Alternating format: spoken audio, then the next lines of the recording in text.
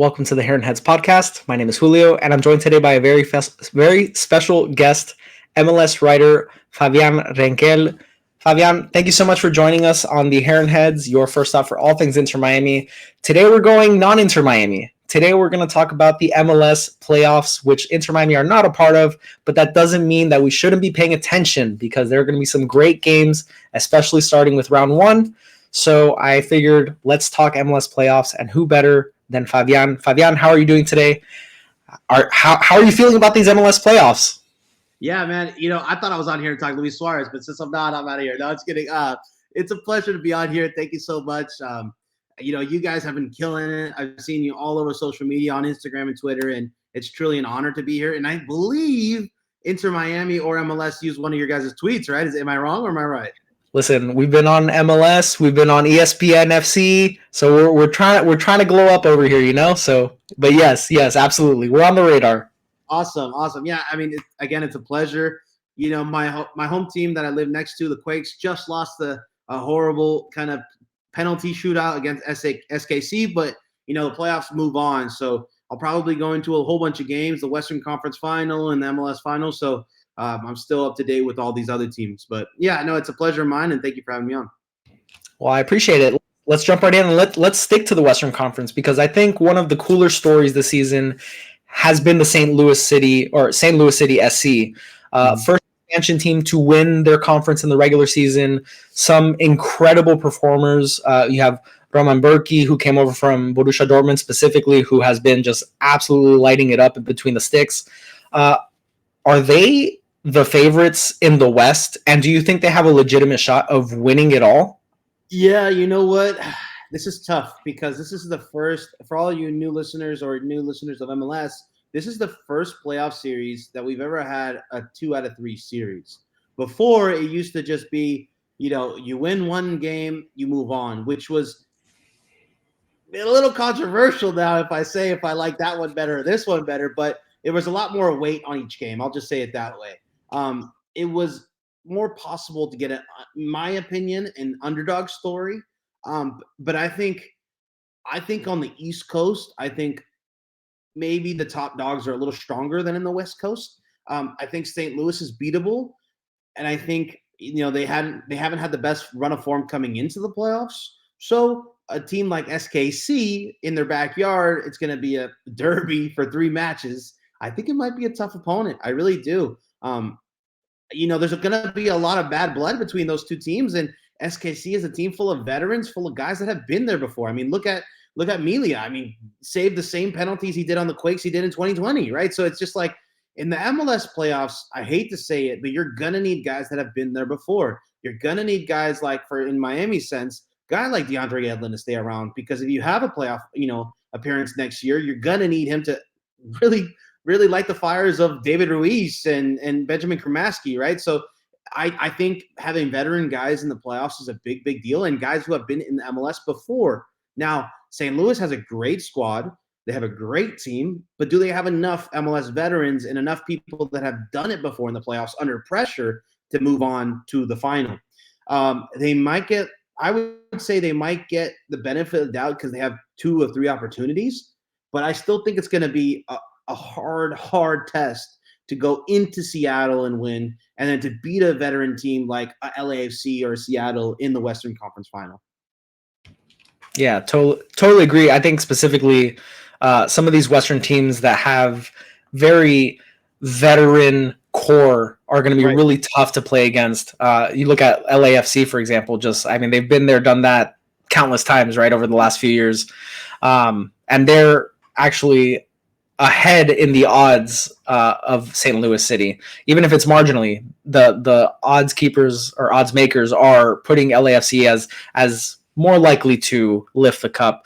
But now that we're talking about these matchups in each conference, we have some really interesting matchups. Who do you think on either side has the best chance of upsetting in the first round? And you see my face light up because I actually saw something today that really, really shocked me, and it was really interesting to me. A team like the New York Red Bulls, they just played a play-in game, but they've never lost at TQL Stadium. So they've never lost there. And all the times they've played, they haven't lost. So could this team possibly take them to penalties and sneak away the first game? And then with all the momentum in the world, going back into New York and having a stadium that big, and they'll definitely sell out that game. Who knows, right? This is weird. This is a weird kind of playoff, and I think the underdog's going to have the hardest time. But seeing that the New York Red Bulls have never lost in Ohio is kind of wild. So can you sneak away a 1-1 draw and then win in penalties? It's totally possible. Again, this is when you need MLS veterans again that have taken penalties, that have been to hell and back, like how they say in the Midwest, right? So it's going to be a tough task, but I like the Red Bulls' chances. I really do. I think John Tolkien's been playing out of his mind. He's scoring goals like his name is Lionel. Just those free kicks that are insane by him. So I think they have a big chance to do an upset. On the West, I like SKC a little bit because it's a derby. Anything can happen in a derby, right? But I just don't see St. Louis losing in the first round. But I think the New York Red Bulls actually have a chance since they've never lost in Ohio. That's for sure. I'll be honest, I thought you were going to go with like a 5 over a 4. Going 8 over a 1, I absolutely love it. I think if you're going to go for it. You know what? Well, the thing is, it's like a 4 versus a 5. You're like, okay, they're both kind of equal. I don't know. You know what? I like Cincinnati. I really do. But I think momentum is a huge thing when it comes to MLS playoffs. And you've seen it time and time again in the past. So LAFC had a lot of momentum last year. Once they won El Tráfico, which was LA Galaxy versus LAFC, there was no stopping them. So I think I'm going to go with momentum again. And after their play and win, I think the Red Bulls are ready to get a 1-1 draw, win in penalties. And then with all the weight of the world, with New York actually watching, that's a big deal. That's a big difference, right? A regular New York side maybe going in with a loss, or New York side going in with a win, with being able to knock out the number 1 seed. New York, the Big Apple, is definitely going to pay attention when that happens. And if it does happen, they're going to sell out that stadium.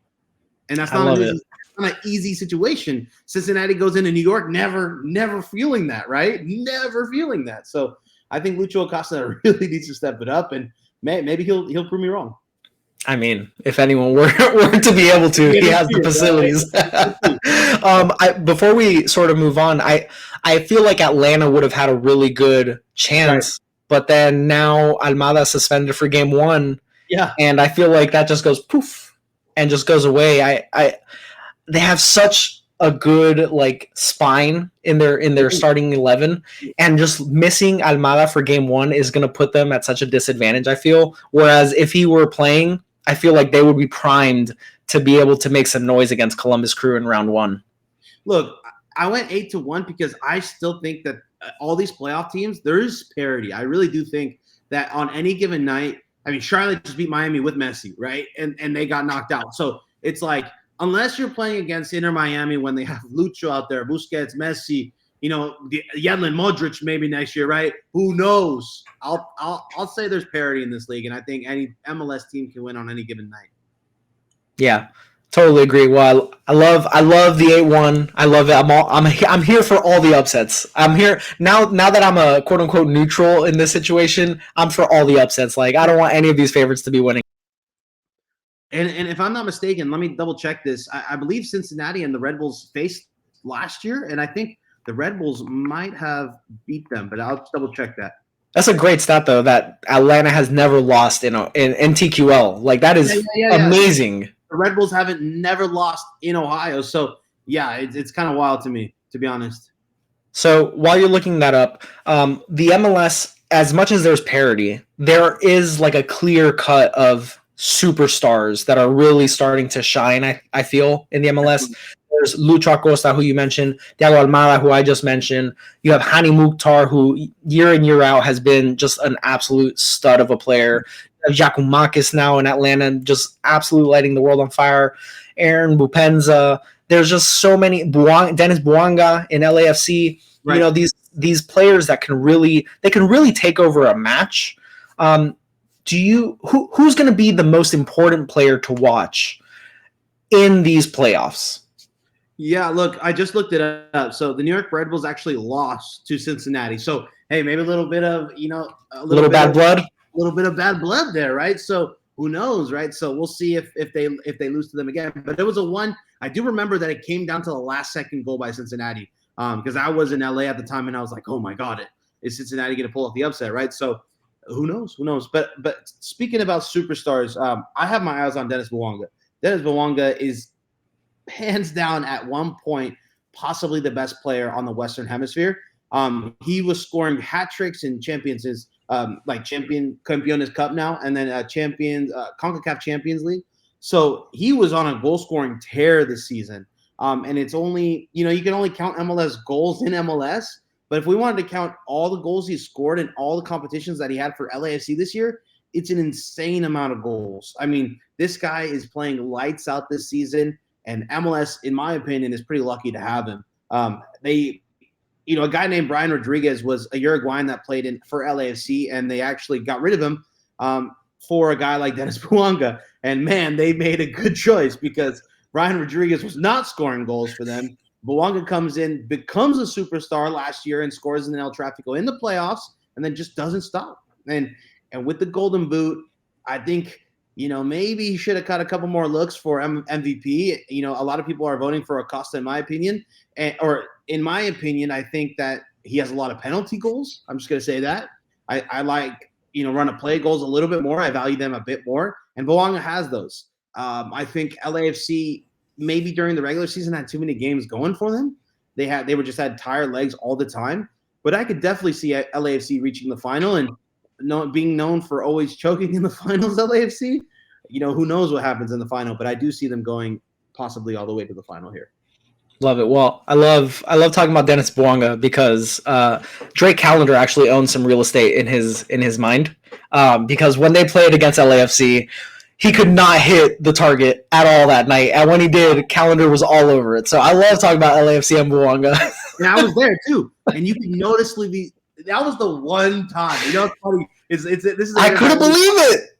And this is the one time I've seen Bouanga miss 4 or 5 sitters. And Vela got mad at him for not passing the ball. It was like a Messi effect in reverse, right? It was like seeing the weight of the world on these MLS players' shoulders, and maybe they've never felt a home game that feels like an away game, right? So it's like, no, I remember that game very clearly, and I remember how many chances Bouanga had, and he just threw them away.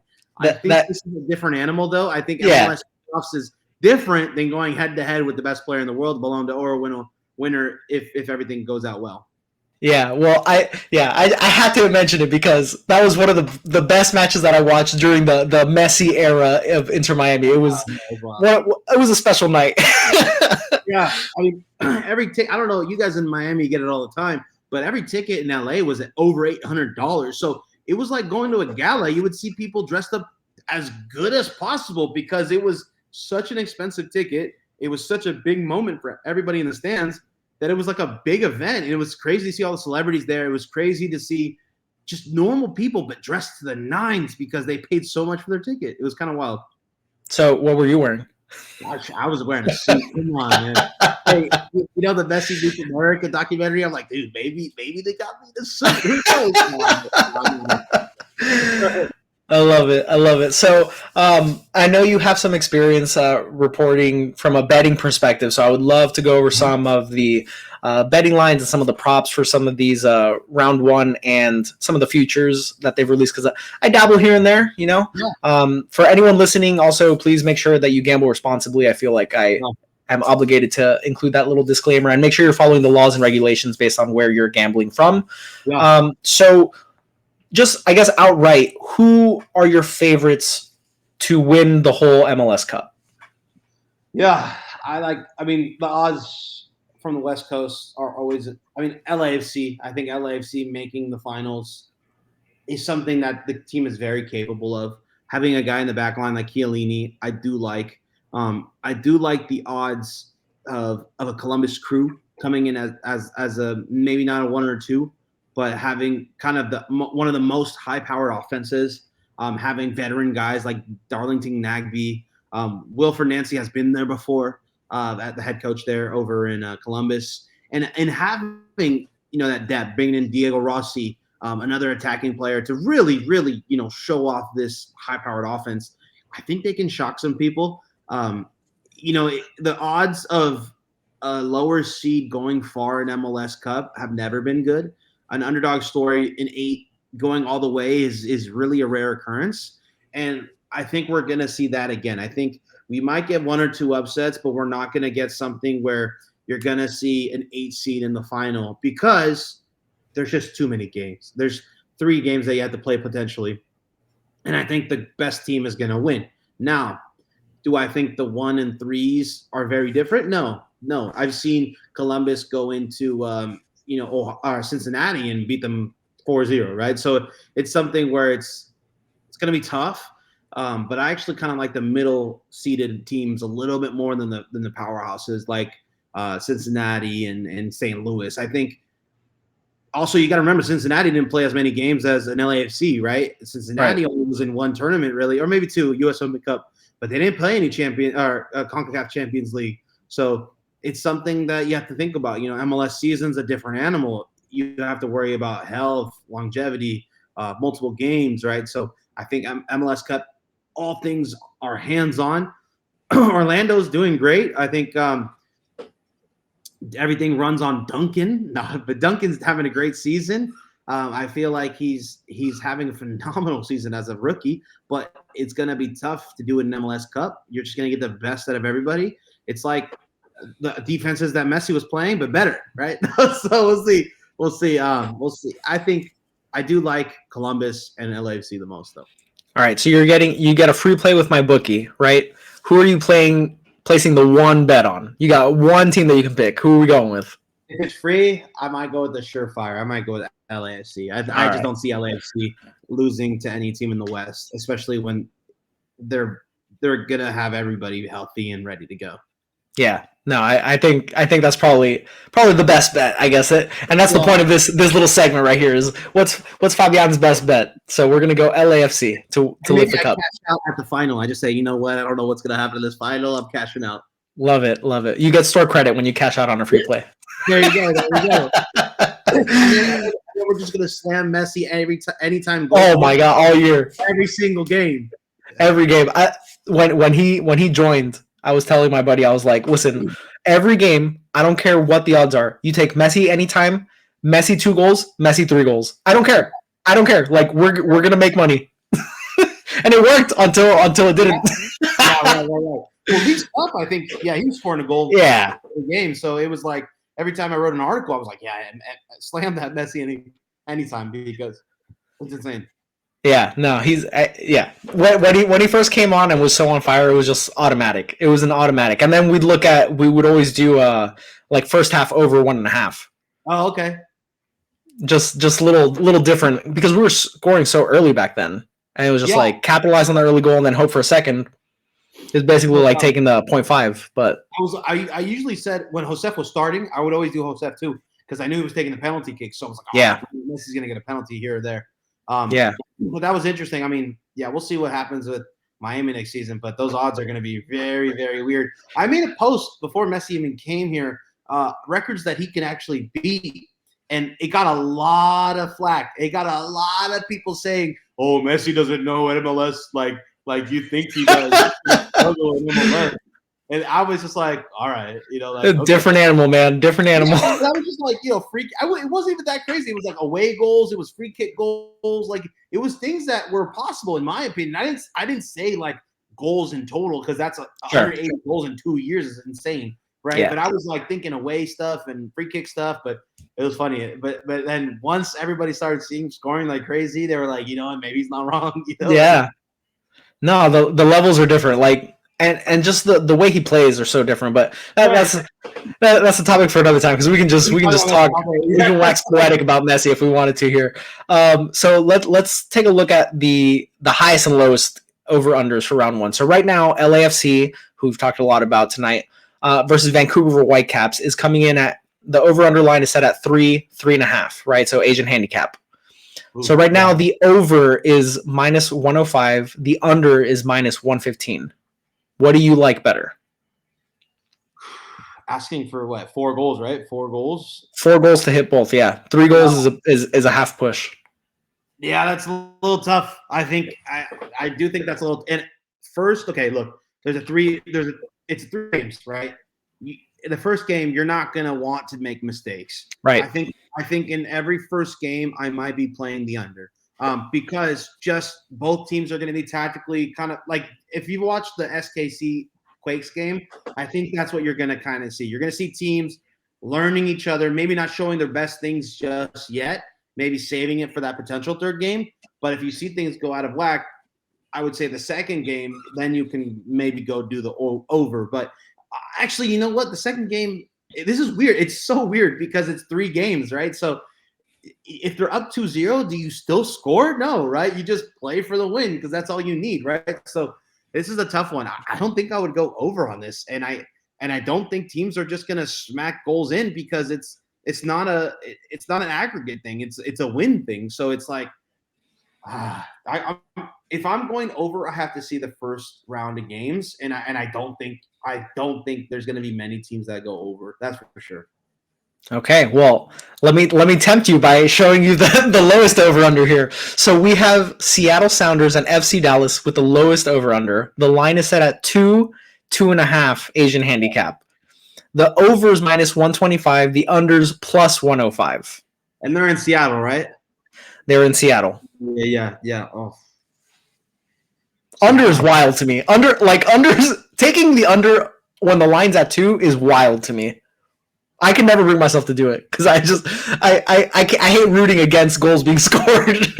Right, and it's wild because I don't think Seattle has scored that many goals in the last games, and that's why I think Ruidiaz might be still out.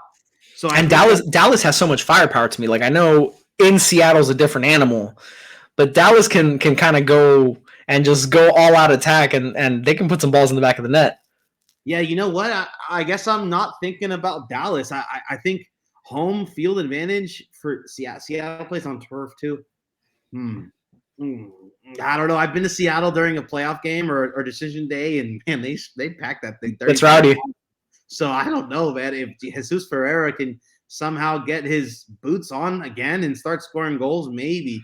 But yeah, 2. Oh. Is it going to be 1-1 all the way to the 90th? I don't think so. That's tough. These are, you know what, dude? These are tough. I might actually stay away and just do anytime goal scorers because these are too tough for me. Because, you know, maybe I got lucky with betting on Messi and Inter Miami. It was way too easy. Because I'm looking at Seattle's last results and they don't look too crazy in terms of goals. Yeah, everything's been under almost two goals by the Sounders. And the last time they played, it was 1-1. All right, so let's go back to our free play here. Free play. What are you gonna take? Nico Lodeiro anytime goal scorer. That's what I'm taking. There you go. I love it. Free play applies to all plays for a specific match. So I like that. So let's stick to anytime goal scorer and let's pick someone different. Okay. So looking at this week, round 1 starts tomorrow. We're talking right now Friday night on the 27th. We have matches starting tomorrow. So who do you think, or who would you be taking to score anytime goal scorer this weekend across any of the matchups? Who are you locked in on this weekend? So I hate talking about him those whole podcasts, but Dennis Bouanga versus Vancouver. I think he scored about 3 goals on them this season already. So I just have a feeling at home he's going to score a goal. But I'm going to give you another one too. I like Giamakis. I think I'm Giamakis. Yeah, thank you. My Greek is not the best, but Giamakis, I think he's going to have to step it up for Atlanta if they want to win this game. He scored 3 games the last game they played, but he was just a little too far away from Bouanga to even have a chance. But I think Giamakis anytime goal scorer is actually a pretty good bet, and as well as Dennis Bouanga. But you know what? I'm just taking the easy road, am I not? Like let me give you one that's a little tougher. Let's give me something spicy. Give me something along the lines of a New York Red Bulls over FC Cincinnati. Yeah, right. Dude, who scores? Let me see. Is Cucho goal? Is that wild? I think we see a goal maybe from a Columbus Crew. I'm not sure. You know, if it's not free to play, I'm not choosing Lodeiro. Okay, yeah, I think he's gonna want to end the season with a bang, and I think we're gonna see the best of Nico Lodeiro. But if I have a chance to go Bouanga or Giamakis or Cucho, I'm gonna go those guys. Let me think a little bit. Let me think. On the West Coast, Brian White always has a weird way of getting onto the score sheet for Vancouver, but I don't think it's gonna happen in the MLS playoffs against LAFC. Klaus had, he's going on a little goal scoring drought for St. Louis City. Is that? I don't think that's a surefire. His goal versus XG for the season is pretty wild if you've looked at it. It's like he's outpacing his XG by almost double. Yeah. Like that worries me a little bit for St. Louis City along the lines of who's favored from the West. Because he's way above, like, I think his XG for the season is like 5.6, 5.7 or somewhere around that ballpark, and he scored 10. Right. To me, that's worrisome because that means he's getting a little bit of luck, or he's scoring some incredible goals, or he's becoming Messi right in front of our eyes. Yeah, and things tighten up in the playoffs. So to me, that's a reason to worry for St. Louis. Yeah. Let me see. I mean, if I'm picking a defensive player, I mean, John Tolkien has shown that he can score from the free kick. If you want a spicy defender bet, I'm definitely going John Tolkien or Villarreal from Cincinnati. I think he's another player that can be, sometimes in bookkeepers viewed as a defensive player, but really offensive players, right? Philadelphia, Gazdag had the most penalties taken this year ever, or penalties made this year for any MLS team or any MLS player in a season. So if you think Philadelphia is going to get a penalty, that can be somewhere where you feel like Gazdag is a good bet. I like Chicho for RSL. I feel like if he's healthy, he can definitely do some damage in this playoffs because he was one of the major reasons that LAFC went to the final last year because he played for LAFC last year. So a guy who's tried and true in MLS, if you want a little bit of a spiciness, I would go him. Nice. I love it. Well, I appreciate you reaching into the depths of these matchups instead of just going with Bouanga. and you know what? But Bouanga's gonna score. Right? I love it. Listen, you gotta have a couple like minus 240s sprinkled in along with these plus 300s. That way you kind of even out at the end of the day. Yeah, I mean, if you guys all probably watched the MLS play-in games. You saw John Tolkien get on shoot that free kick goal like he was Messi. If you want to do spicy, I think that's pretty spicy. I love that. No, I think that's a fun pick for anytime goal scorer. I think that's like a good one. You probably get really good odds for your money. I think that's fun. All these matchups I think are going to be really fantastic. Some of the matchups are either like you have some teams that are very high scoring. You have like a matchup like New England Revolution versus Philadelphia, which I think is going to be so cagey and like really tight. Late atmospheres, like that northeastern sort of like mentality. Like we hate the weather. Yeah, just everyone just real, very Grinch-like, very, bah humbug over there. Yeah. Exactly. So but they're up and down. Some fantastic matches for the MLS for round one. I think it's going to be a lot of fun. There's more eyeballs than ever, I can imagine, even though a lot of the Messi crowds probably have left while he's not playing. The hope for this whole project was a lot of residual, right? Like the hope was to bring more eyes and then retain some of those eyes, right? Like that was the plan. I think what's happening is like superstars of MLS are becoming more famous. Yes. I think people are getting to know who Lucho Acosta is in Argentina. Guys like Alan Velasco who are hopping on to national team games, and so people want to know. And if a guy like Bouanga can put in 20 goals and Messi can put in some goals, it's like, oh, well, maybe Bouanga is not that bad. Maybe Bouanga is a good player. Maybe Lucho Acosta is a good player. So it does bring a lot of eyeballs out. Yeah. No, and yeah, that's just on top of the attention that our little Miami club has brought to the table. But I totally agree. I think, and I mentioned this earlier, I think the superstars now are really like, we have now multiple faces to the league. I feel like a couple of years ago, you could say Carlos Vela was like the face of at least the West Coast. And obviously, you've always had sort of these superstars come over. You had the Zlatan Ibrahimovic era. You had the Rooney era. You had Beckham way back, right? You had Nani when he first came over. I would say right now, the East has bigger superstars. Like you were saying, the East has the superstars. The West has some, but I think Ricky Puig is a big one, but he didn't make the playoffs.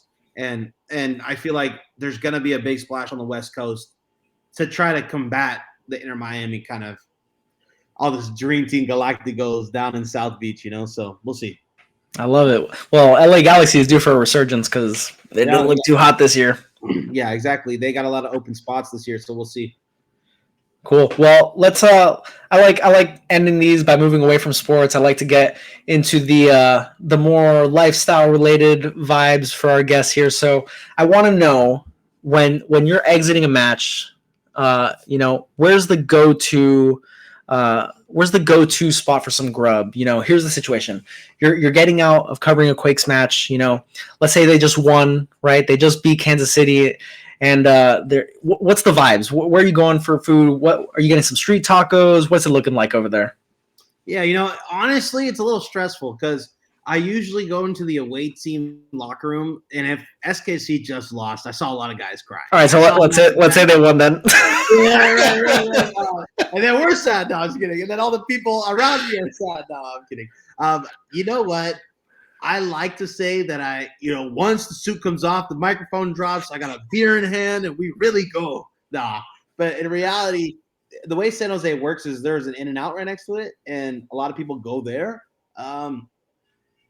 I kind of like to relax a little bit since I get out of the game maybe 2 to 3 hours after the final whistle, because I'm always just interviewing people and talking to fans and kind of interacting. So for the last game, we kind of went out a little bit. We went to a Chili's, but it wasn't like it was because it was the only. You guys are wild, man. It was the only thing that was open. So I wish there was tacos, but I don't know. I don't want a street hot dog, and I was like, you can't go wrong with a hamburger, right? You can't do a hamburger wrong anywhere. So I ordered the hamburger, but I wish our post game vibes are a little better. But I would say when we go down to LA, so I go with like 5 or 6 photographers. So I have a lot of photographers that I help kind of get into the scene and kind of, get accommodated to shooting MLS games. And I would say all those guys are my friends. And we kind of just, when we're in LA, we kind of find a way to, eat something on the way back up from Los Angeles. It's about a 5-hour drive up to Surf. Ain't nothing 5 minutes away in LA. Can you imagine? That'd be awesome. No, but, yeah, so we always like to, it's like 3 a.m. We're driving back, and we just like to kind of go to In-N-Out or some diner, and that's always the funnest times, in my opinion. We're always on the road, so that's always good times. Cool, man. I love it. Well, I think I did not include in the intro where people can find you. So why don't you let us know where the best place for people to reach out to you, follow all the great stuff you do. You do great work. I know I've seen some of your publications out.